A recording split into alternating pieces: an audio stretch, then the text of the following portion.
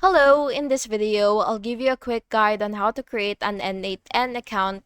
So first you will go to n8n.cloud and then you will go ahead and click get started and just wait for it to load. And once you're here, you will just have to enter your full name, your company email, confirm email address, and then your password. Make sure to create a strong password, by the way, and then your account name.